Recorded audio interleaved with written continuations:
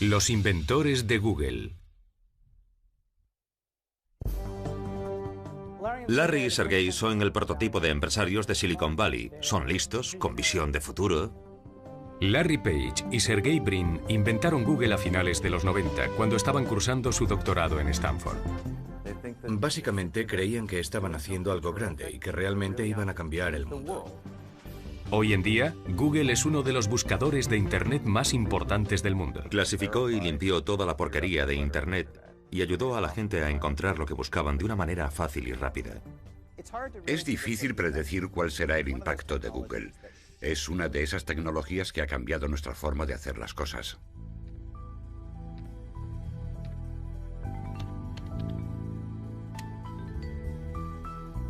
Antes, encontrar cosas en Internet era muy complicado, así que estaba solo reservado a los más expertos, pero hoy en día no es así. Ahora, gracias a Google, el motor de búsqueda de la red, todo el mundo que tenga un ordenador y una conexión a Internet puede buscar en la web. Clasificó y limpió toda la porquería de Internet y ayudó a la gente a encontrar lo que buscaban de una manera fácil y rápida. Fue un gran avance. Hoy en día, Google procesa más de 200 millones de consultas al día de todas las partes del mundo. Yo soy de Inglaterra y allí muchísima gente usa Google. En Irlanda todo el mundo usa Google. Sí, Google es muy popular en Francia.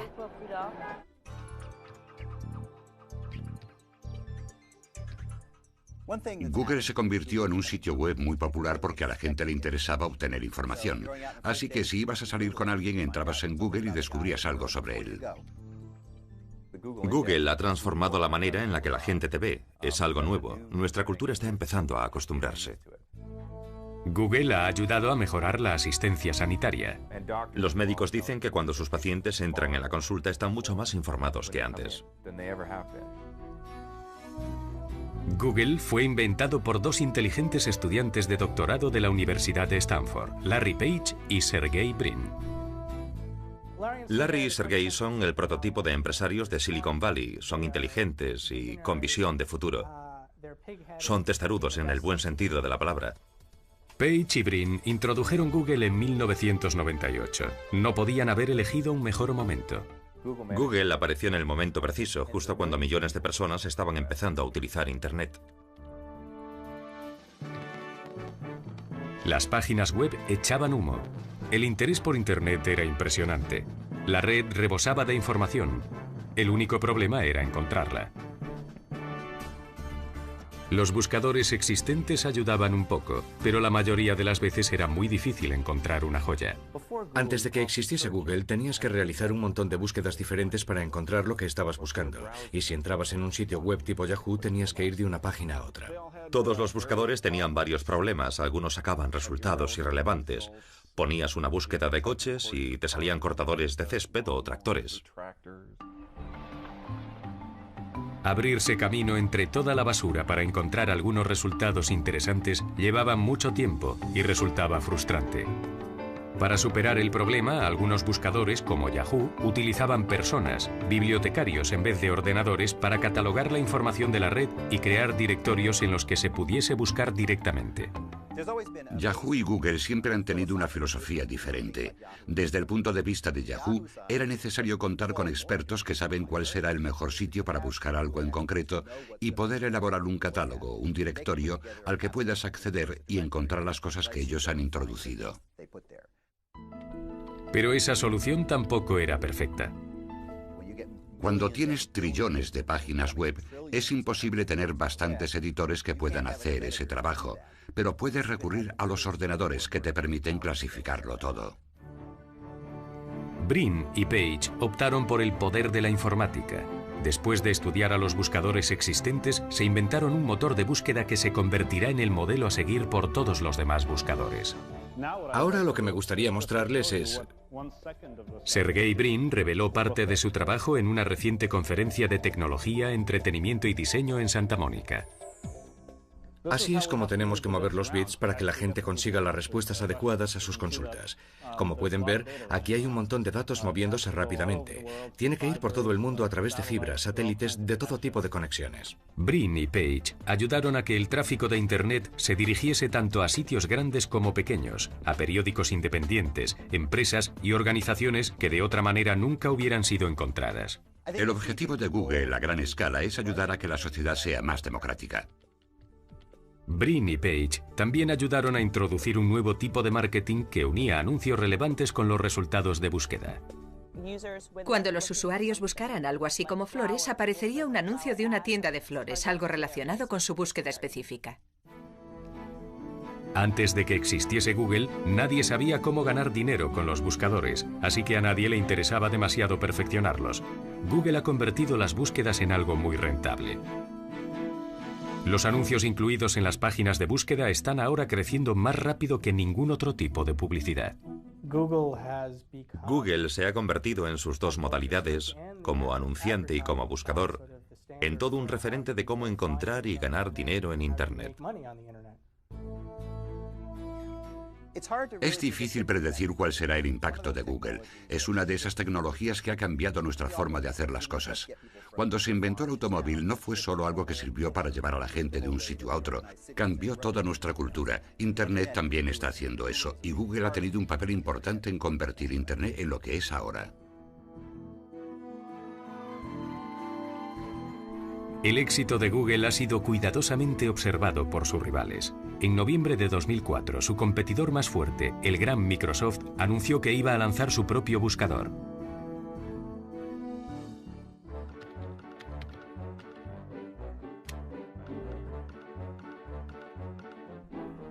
Ahora todo el mundo anda a la caza de Google, y los dos estudiantes de doctorado que lo inventaron se han hecho billonarios.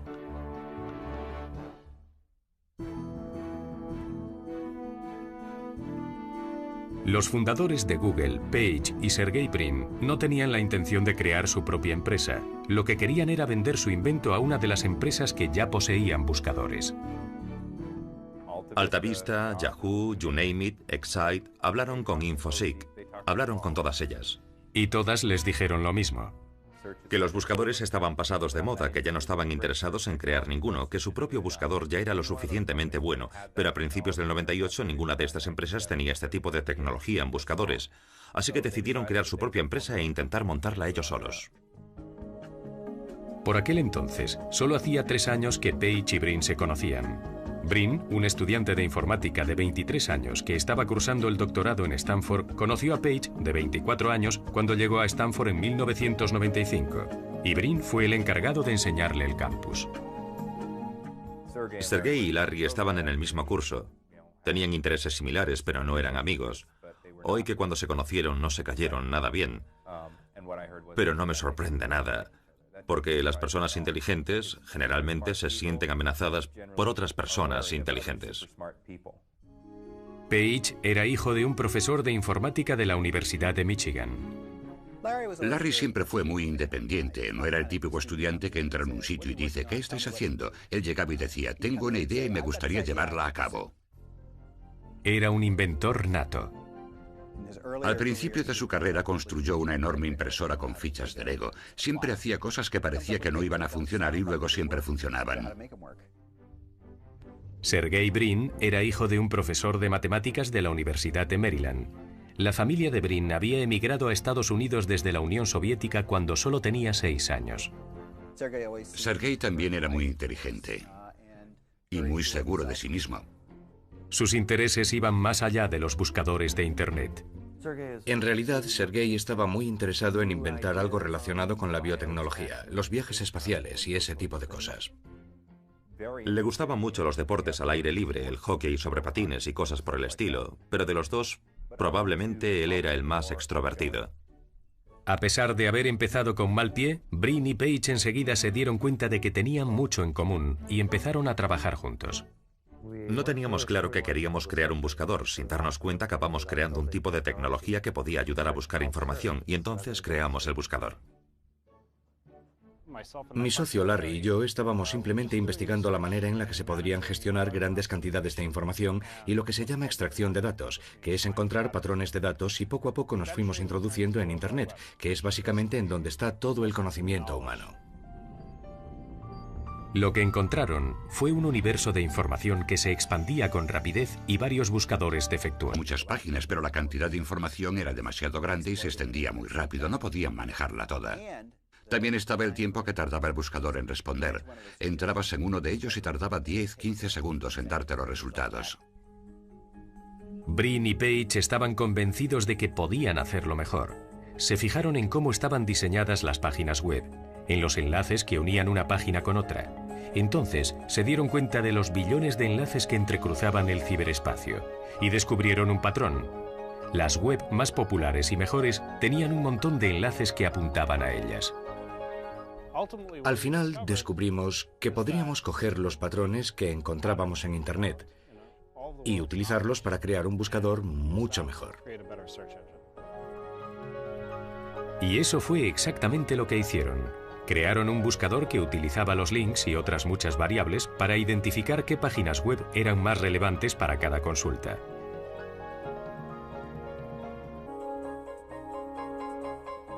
Pero el problema era conseguir ordenadores para ejecutar el programa. Los ordenadores que ejecutaban los buscadores existentes eran muy caros. Así que tuvieron que apañárselas con lo que tenían a mano, que eran un montón de PCs, ordenadores baratos que estaban por ahí en medio, y fueron capaces de unirlos todos. Cogieron varios discos duros y los unieron. Y para ahorrar dinero, construyeron una torre con piezas de Lego. Después de meses de trabajo, estaban finalmente preparados para probar su buscador. Al principio, en Stanford, creamos un prototipo de buscador muy simple. Ese fue el original. El proyecto se llamó Backrub. Poco después, la siguiente generación se llamó Google. Google tenía un grupo de ciberexploradores llamados arañas o robots para buscar información en Internet. Cada vez que encontraban una nueva página web, la copiaban y se la mandaban a los ordenadores de Brin y Page. En 1998 ya tenían 25 millones de páginas indexadas. En esa época no se utilizaban mucho los buscadores, así que a los administradores de determinados sitios web no les gustó la intrusión. Hubo un artista en Singapur que tenía un sitio web. Cualquiera podía entrar y descargar información. No era un sitio web de acceso restringido. Pero de repente vieron que un ordenador de Stanford estaba descargándose miles de páginas de su sitio y tuvimos que decirle, mire, no estamos guardando las páginas, no las estamos redistribuyendo. Lo único que estamos haciendo es indexarlas para que luego otra gente las pueda encontrar. Pero el hombre llegó hasta el punto de hablar con un despacho de abogados y nos dijo que nos iba a denunciar. Al contrario que a sus detractores, a la mayoría de la gente le gustaba el poderoso buscador de Brin y Page. No solo daba resultados relevantes, sino que era mucho más rápido que los buscadores que utilizaban ordenadores caros. Normalmente, si tienes un ordenador muy grande, el procesador funciona muy rápido, pero se suele colgar. Tarda más tiempo porque solo puede usar un disco duro a la vez. Se dieron cuenta de que si pudiesen conectar un montón de ordenadores para que trabajasen juntos en una búsqueda, entonces no se colgaría. Brin y Page se obsesionaron con la velocidad, haciendo todo lo posible para quitar décimas y centésimas de segundo de sus tiempos de búsqueda. Y se dieron cuenta de que si eran capaces de bajar ese factor tiempo a un segundo o menos, la gente usaría el buscador de una manera completamente diferente. Así que cuando diseñaban sus ordenadores y servidores, este siempre era su objetivo prioritario. Tenían que conseguir la suficiente potencia y memoria para poder responder a esa consulta en un segundo. Todo el mundo que probó Google le gustó. Se suponía que el nombre iba a ser Google, G-O-O-G-O-L, el término matemático representado por un 1 seguido de 100 ceros, pero... Bueno, esto pasó antes de que existiese el revisor ortográfico de Google. Creo que fue por eso. Pronto, el número de búsquedas en Google superó la capacidad de los ordenadores de Brin y Page. Animados por lo bien que Google había sido recibido en Stanford, Brin y Page empezaron a buscar socios que quisieran licenciar su tecnología de búsqueda. Larry y Sergey siempre estuvieron motivados por hacer algo que fuese útil para el mundo. Lo importante para ellos no era ganar mucho dinero, sino aprender y enseñar. Desde el principio no estaban motivados por el dinero, sino por encontrar una manera de facilitarle a la gente la máxima información posible. Pero el mundo fuera de Stanford no compartía el idealismo de Brin y Page. Les dijeron, tecnológicamente hablando es una gran idea, pero desde el punto de vista económico los buscadores no nos interesan. Eran más bien algo técnico, de la infraestructura. En otras palabras, no eran rentables. Los negocios rentables de Internet eran los portales, sitios web con un montón de servicios y publicidad como Yahoo y America Online. Sin posibilidad de licenciar su tecnología, los dos ingenieros se pusieron a buscar inversores para crear su propia empresa. Y encontraron a Andy Bechtolsheim, fundador de Sun Computing. Andy abrió su chequera y extendió un cheque para Larry y Sergey por valor de $100,000 y les dijo, ¿a qué nombre extiendo el cheque? Y dijeron, estábamos pensando en llamar al proyecto Google, así que lo extendió a nombre de Google Incorporated, y esto les obligó a constituir la sociedad. Dejando a un lado sus doctorados, Brin y Page montaron la empresa en casa de un amigo. Pensamos que estarían allí durante el día, mientras nosotros estábamos trabajando.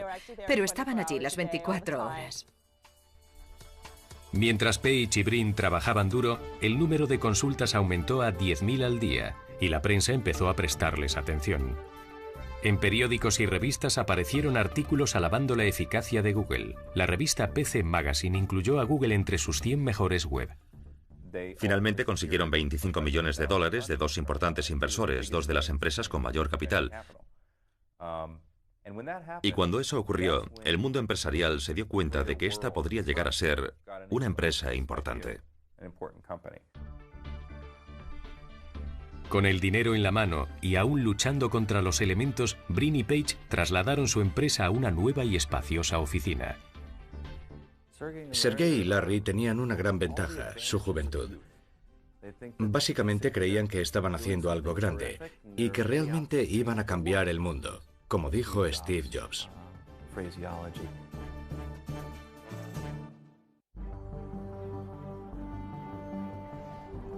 En su primer aniversario, en 1999, Google tenía 39 empleados y estaba respondiendo a 3 millones de consultas al día. Un año después, las consultas habían aumentado a 60 millones al día. En esos años, Brin y Page introdujeron publicidad en sus páginas de búsqueda y firmaron contratos para extender Google a Italia, Gran Bretaña, Japón y China. Era obvio que la compañía iba viento en popa. Para poder responder a la continua demanda, Brin y Page contrataron cientos de empleados nuevos, muchos de ellos estudiantes de doctorado, los mejores y más inteligentes. Además de que fueran inteligentes y buenos en su trabajo, queríamos a gente que encajase con la cultura Google. En la oficina hay un ambiente muy abierto y distendido. La gente se lo pasa muy bien, disfrutan mucho con su trabajo y realizamos mucho trabajo en equipo. La sede de Google es una mezcla entre un gabinete estratégico y un centro de recreo, un reflejo de su filosofía. Al principio Google empezó siendo el típico sitio donde ibas a pasar el rato, contando que nosotros éramos, ya sabes, estudiantes de informática, y bueno, aquí nos daban de comer gratis. Aquí no tienes más que entrar. Ya sabes, te coges algo de comida, te sientas y hablas con tus colegas sobre todo tipo de proyectos y aprendes cosas nuevas. Es un sitio donde puedes quedar con alguien para jugar al billar y discutir algunas ideas. Y nos dimos cuenta de que este tipo de ambiente era muy creativo.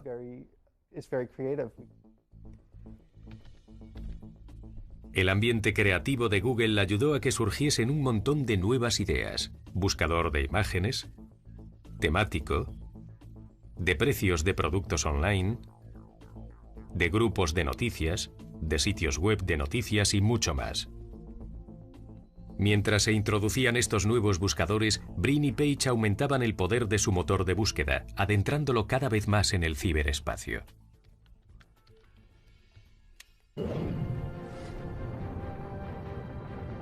Entonces, ¿cómo funciona Google? ¿Por qué tiene tanto éxito?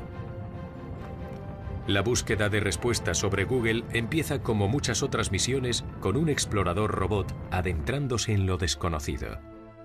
En el caso de Google, lo desconocido es el ciberespacio, y el explorador, un programa de ordenador que Brin y Page denominaron Googlebot. Googlebot rastrea el ciberespacio a gran velocidad. Su misión es encontrar todos los sitios web y copiar cada página web. Entonces sale y echa un vistazo a todas las páginas web y dice: he encontrado un nuevo sitio web, una mina de oro, y allí descargará las páginas y descubrirá si tiene algún enlace con algún sitio web desconocido, y de esta forma va rastreando páginas por todo el mundo. Googlebot hace un seguimiento de los sitios web y cada cierto tiempo cambian sus páginas. Con un buscador tan grande como Google, la actualización siempre es un problema, porque es imposible rastrear 3 billones de páginas al día. Así que designa una serie de sitios como prioritarios de acceso asiduo, como las webs de noticias, por ejemplo. Por ejemplo, Googlebot visita cbsnews.com en Nueva York muchas veces al día. Cada vez que copia una página, deja una tarjeta de aviso electrónica. En un día normal, Googlebot accede a los servidores de cbsnews.com 34.000 veces. Después de copiar una página, Googlebot la vuelve a mandar a Google, donde es clasificada y almacenada en el índice informático de la empresa. Cuando alguien escribe un criterio de búsqueda, por ejemplo, cámara digital, el buscador de Google no tiene que buscar en toda la red. Simplemente escanea sus propios archivos buscando los documentos que contengan estas palabras. En este caso, 16.800 millones de documentos. Hay que tener en cuenta que los ordenadores no son muy inteligentes. Pueden encontrar muchas páginas que contienen esas palabras en concreto, pero no tienen ni idea si se trata de información de calidad como la del New York Times o la Enciclopedia Británica, o de alguien que ha escrito algún email y está ahí colgado en la red. Entonces, ¿cómo hace Google para saber cuál de los 16.000 millones de documentos son los más importantes? La respuesta es PageRank, un algoritmo secreto inventado por Larry Page. PageRank es lo que diferencia a Google de la competencia. Lo que hicieron los inventores de Google, y fue algo muy inteligente, fue utilizar la estructura de enlaces de Internet como si se tratase de un concurso de popularidad. Page se dio cuenta de que las web más populares tenían muchos enlaces que apuntaban hacia ellas en otros sitios web, y que esos enlaces podrían utilizarse para medir su importancia. Las páginas se votaban las unas a las otras creando enlaces entre ellas. Cuando en tu página incluyes un enlace a otra página, estás diciendo que esa página es importante, estás votando por ella. Así que una página web que posea 20.000 enlaces en otras páginas será más importante que una que tenga 6 o ninguno. Y eso era suficiente para Page y Brin. Sus ordenadores no podían hacer juicios de valor, pero podían contar los votos y hacer una lista de las páginas web según su importancia. El sistema PageRank es en realidad mucho más complicado, tiene en cuenta muchos otros factores. Lo más extraordinario del buscador de Google es lo rápido que funciona. Google está obsesionado con la velocidad. Me refiero a que es casi imposible ver cuánto tarda desde que haces clic hasta que obtienes los resultados. ¿Cuánto tarda en encontrar 16 millones de resultados de cámaras digitales y ponerlos en el orden adecuado?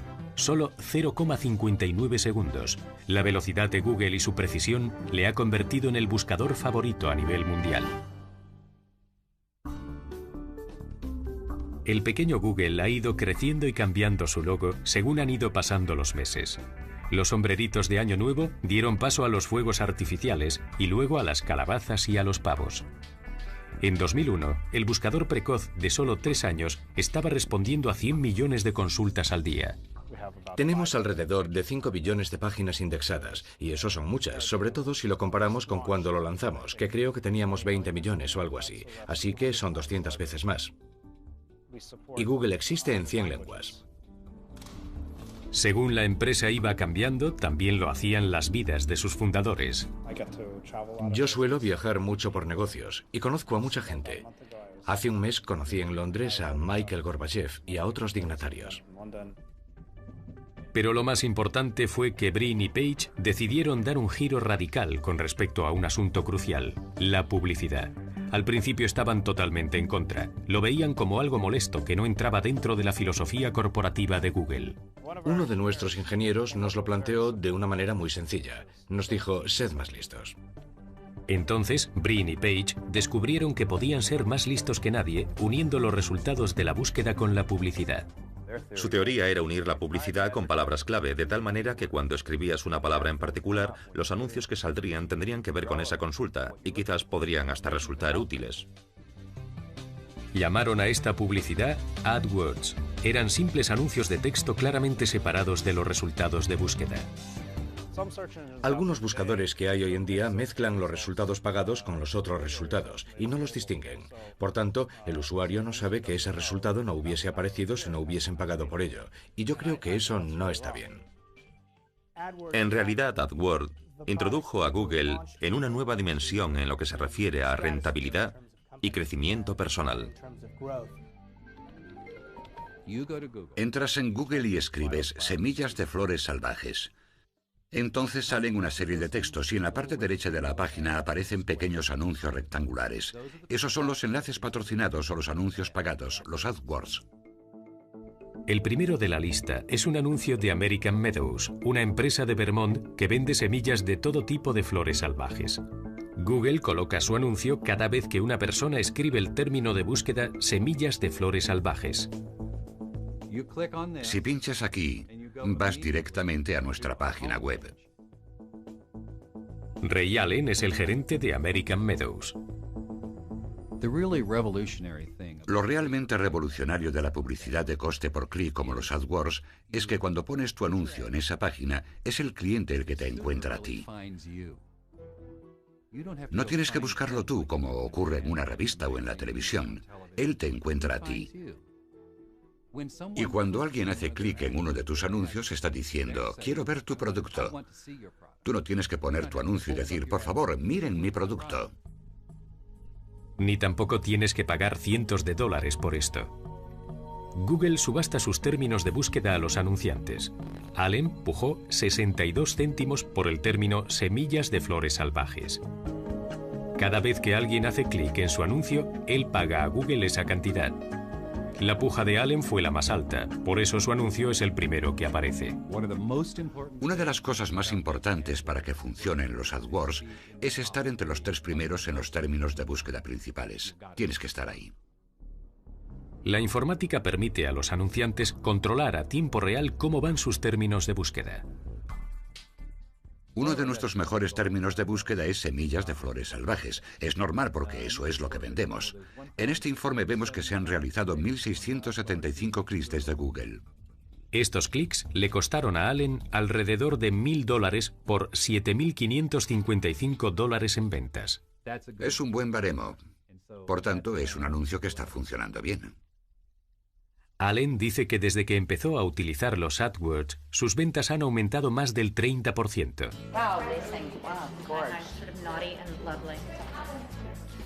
Los dueños de Daily Candy, un boletín de noticias vía email, también son fans de la publicidad de Google. La oficina de Nueva York, que también publica las ediciones de otras 3 ciudades y la versión nacional, se centra sobre todo en las mujeres jóvenes nacidas para comprar. Son grandes consumidoras, muy sociables, muy interesadas en la cultura, la moda, las tendencias. Y como resultado, los publicistas están interesados en que su mensaje llegue a ellas. Daily Candy es gratis para sus suscriptores. Gana dinero de la publicidad de los anunciantes como American Express. Cuantos más suscriptores, más puede cobrar por su publicidad. Y ahí es donde entra Google. Peter Scheinbaum, el consejero delegado de Daily Candy, utiliza la publicidad de Google de coste por clic para atraer a sus suscriptores. Si un comprador escribe, por ejemplo, el término venta de muestrarios, sale su anuncio.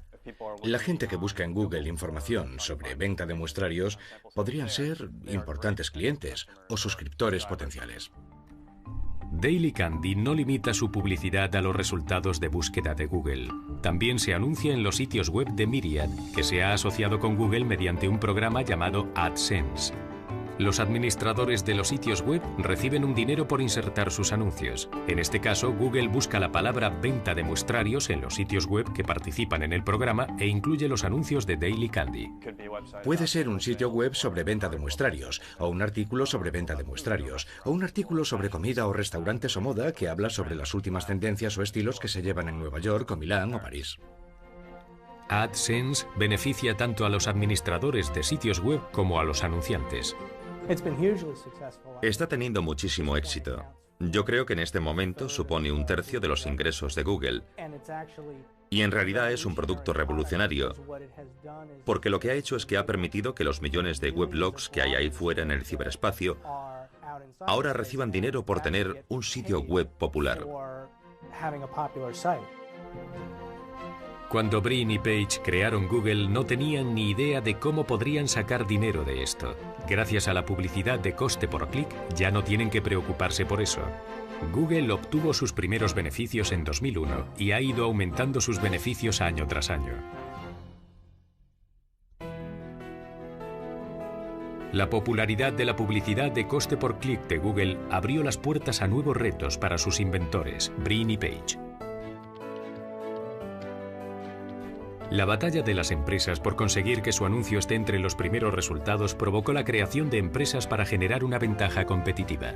Hay una gran competencia por estar entre los 5 primeros resultados de búsqueda de Google. De hecho, ha creado toda una industria de empresas que aconsejan a los anunciantes cómo encontrar palabras clave que les pongan entre los 5 primeros resultados. Una de estas empresas, llamadas optimizadores de motor de búsqueda, es Prime Visibility. Aquí vemos lo que Google ve en su índice. Andrew Hazen es el fundador y director de Prime Visibility, una empresa especializada en situar a los sitios web de sus clientes entre los primeros resultados de búsqueda de Google. Para ello, modifican los sitios web de sus clientes para que obtengan la máxima puntuación en el PageRank. Google es famoso por su PageRank, y puedes ver el valor de PageRank de un sitio web en una escala de 0 a 10. Se trata de una fórmula secreta. Se dice que el PageRank contiene más de 500 millones de variables. En su tesis doctoral, Page y Brin revelaron que la variable más importante del PageRank son los enlaces a otros sitios web. Los optimizadores de motor de búsqueda se aseguran de que los sitios web de sus clientes tengan enlaces suficientes. Los optimizadores también han descubierto numerosas variables del PageRank. Boxesdelivered.com, uno de los clientes de Hazen, aparece en la lista de los 3 primeros resultados de Google. Boxesdelivered.com es un sitio web que corresponde a una empresa de mudanzas. Básicamente, cuando la gente está pensando en hacer una mudanza, sea esta comercial o residencial, sabemos por nuestra investigación que cajas de mudanzas y empresas de mudanzas son nuestros 2 términos clave de búsqueda. Google premia con muchos puntos a los sitios web en los que el término de búsqueda aparece muchas veces. Así que Hazen ha colocado la palabra cajas de mudanzas por toda su página web. En esta página puedes ver todas las palabras subrayadas, y estas son las palabras que ve el PageRank de Google y puntúa las veces que se menciona el término. Pero lo que Google está buscando no es solo la cantidad, sino también la calidad. ¿Dónde aparecen los términos de búsqueda? Todo se puntúa. Así que el título, que es el nombre de la página en sí, puede obtener en una escala de 1 a 10 un 8 o un 9. El contenido de la página puede que obtenga un 9. Que tenga simplemente un texto normal no es tan beneficioso como que tenga parte del texto en negrita o enlaces en los que se pueda pinchar. Hazen también aumentó el número de enlaces desde los que se podía acceder a Boxes Delivered. El sitio web original de Boxes Delivered tenía solo 6 o 9 enlaces. Hazen aumentó su número a 90. En boxesdelivered.com estamos buscando un sitio web que tenga un servicio de cambio de dirección por traslado. Lo que haríamos es poner un enlace en Boxes Delivered y luego contactar con ellos y decirles: hemos puesto un enlace a su página web desde nuestro sitio web. Si desea verlo, haga clic aquí. Por favor, sea tan amable de incluir un enlace de su página a la nuestra. Entre los clientes de Prime Visibility se encuentran Lauren Hutton's Good Stuff, Tourneau y Wells Fargo Century. La optimización del sitio web es ahora una parte esencial de los negocios de Internet. La optimización crea una competición que conduce a la innovación. También tiene mucho que ver con la relevancia en lo que se refiere a cuáles serán los mejores sitios web que respondan a una búsqueda concreta, porque estos son optimizados para estar entre los primeros. Pero hay operadores sin escrúpulos que también pueden utilizar la optimización para situar a sus sitios web en el primer puesto. Algunos optimizadores crean cientos o miles de direcciones web con el único propósito de enlazarlas con un sitio web en particular y mejorar su PageRank. El PageRank funciona por votos, así que crean su propio PageRank artificial, su propia popularidad creando todos estos dominios falsos. Conozco una empresa de optimización que tiene 50 traductores en plantilla que traducen las páginas para que Google indexe todas esas traducciones alternativas. Algunos optimizadores han ido tan lejos como inventarse algoritmos especiales, términos que parecen sacados de los descifradores de códigos de la Segunda Guerra Mundial. La mayoría son programadores o quizás especialistas en lenguas y estudian Google desde el punto de vista de la programación. Se descargan de Google página tras página, búsqueda tras búsqueda, para intentar determinar cómo Google realiza su ranking de páginas. Es una batalla constante, un poco como el antiguo conflicto de la Unión Soviética con Estados Unidos. Cada vez que uno de los bandos consigue nueva tecnología, el otro bando intenta contraatacar con otra nueva tecnología.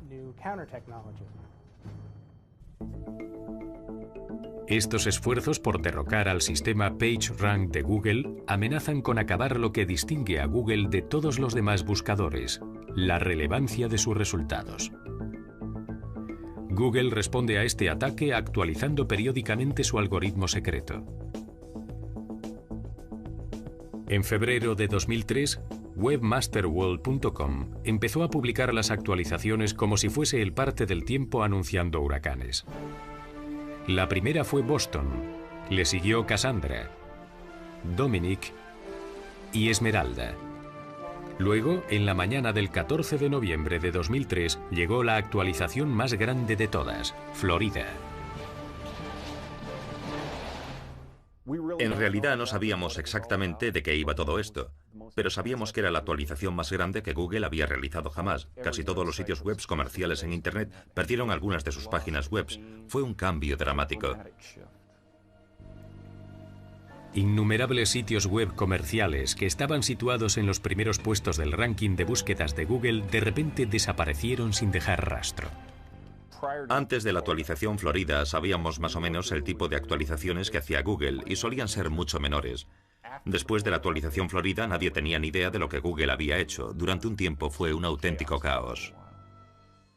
Fue una actualización enorme, pero yo creo que también fue una especie de declaración de Google como diciendo que ellos estaban al mando. Porque al fin y al cabo ellos pueden hacer lo que quieran con su índice.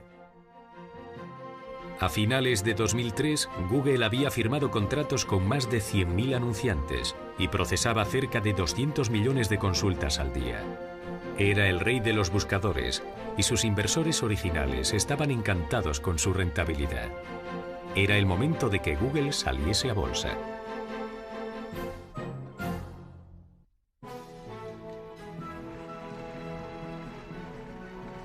El 2004 fue el año decisivo para Google. Fue el año en que Brin y Page decidieron que Google saliese a bolsa. Y el año en el que Microsoft lanzó oficialmente su propio buscador. En su carta a posibles accionistas, Brin y Page advirtieron que Google no sería una empresa convencional. Su objetivo, decían, era hacer de Google una institución que convirtiese al mundo en un lugar mejor. Creo que su salida a bolsa fue un reflejo de su idealismo en cuanto a la forma de gestionar Google.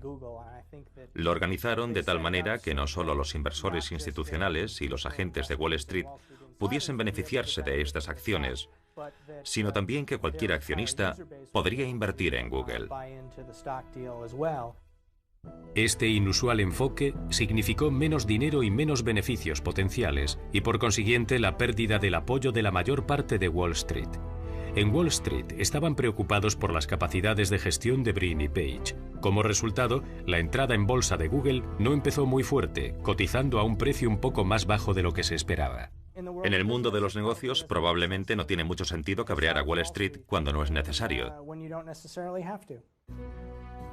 Pero Brin y Page rieron los últimos. Poco a poco, el precio de las acciones empezó a subir y ahora su fortuna asciende alrededor de 4 billones de dólares. Sus amigos dicen que el dinero no les ha cambiado, que siguen teniendo los mismos valores que tenían cuando empezaron. Sigo llevando una vida sencilla. Mi coche tiene unos 10 años. Es un Honda nada lujoso y tengo un piso en Palo Alto. Siguen estando muy dedicados al negocio, sobre todo a la parte tecnológica, para introducir nuevas ideas, nuevos métodos para que la información sea más accesible. Sin embargo, el cambio a una empresa cotizada en bolsa ha supuesto algunas modificaciones. Los inversores capitalistas les dijeron, es hora de nombrar a un consejero delegado, estamos creciendo mucho y realmente necesitamos a alguien, algún tipo de supervisión. Ellos no estaban de acuerdo con esto y hasta que todos no se pusieron de acuerdo en Eric Schmidt, un ingeniero muy respetado con mucha experiencia en gestión de empresas, es decir, la persona perfecta para el puesto, no se plantearon la idea de que un consejero delegado entrara en la ecuación. Ahora que Google es una compañía multimillonaria, se enfrenta a retos a los que nunca antes se había enfrentado. Yo creo que el problema más grande al que tendrá que enfrentarse Google será cómo pasar de ser una empresa de 100 empleados hace 2 o 3 años a ser una empresa de 10.000 empleados dentro de 2 o 3 años. Eso es lo más difícil de hacer para cualquier empresa, y ellos lo tenían que hacer a un ritmo totalmente acelerado. Muchos de los trabajadores de Google son ahora millonarios gracias a la venta de acciones. Esto crea otros problemas. Yo creo que como resultado Google, es decir, Larry y Sergey, van a tener que enfrentarse a una facturación superior a la que nunca han tenido. Y bueno, por supuesto está la competencia. Page y Brin han demostrado que los buscadores pueden ser extremadamente rentables. Ahora todo el mundo anda al acecho. Yahoo ha estado comprando otros motores de búsqueda y servicios complementarios. Ahora, con el todopoderoso Microsoft calentando motores, muchos expertos piensan que pronto se iniciará una guerra de buscadores de Internet. Definitivamente está surgiendo una nueva generación de competidores. Y bueno, esto es algo que hay que tomárselo muy en serio. Microsoft y Yahoo son empresas muy fuertes. Para seguir a la cabeza de sus competidores, Google continúa añadiendo nuevos detalles a su creciente lista de servicios. El Google Desktop busca en el disco duro del ordenador igual que Google busca en Internet. Google Print permite a los usuarios buscar información específica en libros actuales. La compra de Keyhole Corporation permite a los usuarios acceder a imágenes de satélite y aéreas de la superficie de la Tierra de manera gratuita. Google quiere ser la fuente de información más grande del mundo. Y creo que Larry y Sergey reconocerían que aún están a mitad de camino de conseguirlo.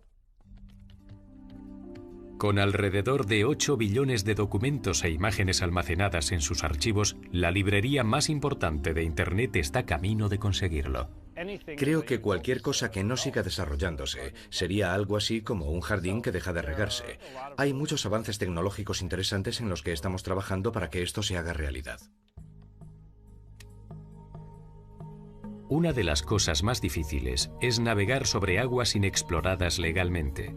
Juicios de clientes de AdWords que utilizaban términos de búsqueda de marcas conocidas y denuncias por invasión de la privacidad son signos de las aguas turbias que se avecinan. Las reclamaciones por incumplimiento del copyright suponen otro peligro potencial.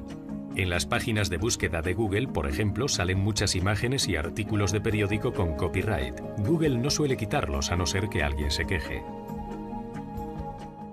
Si pueden presentar pruebas de que se trata de una propiedad intelectual, nosotros la quitamos. Respetamos que los contenidos son de ese sitio web y si no quieren que sean difundidos, lo aceptamos. La búsqueda de Page y Brin por conseguir que la información mundial sea algo totalmente accesible hace que también surja un problema social. Cuanta más gente utilice Google, más definirá quiénes somos ante los ojos de los demás. El problema es que la información de Google a veces puede ser imprecisa y falsa. El motor de búsqueda de Google no tiene ninguna manera de saberlo.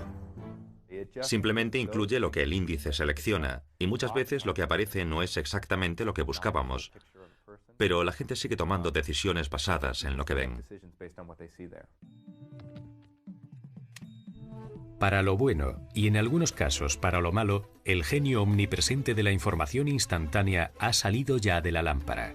En los próximos siglos puede que los historiadores miren al pasado, al mundo, antes de que Larry Page y Sergey Brin iniciaran su búsqueda de información y lo recuerden como la Edad Media. La gente dirá, no me puedo imaginar cómo la gente podía vivir en un mundo en el que todo el conocimiento humano no estaba instantáneamente disponible para ellos. Ese concepto nos sigue sonando un poco a chino. Pero Google está ayudándonos a crearlo, a que parezca algo más práctico.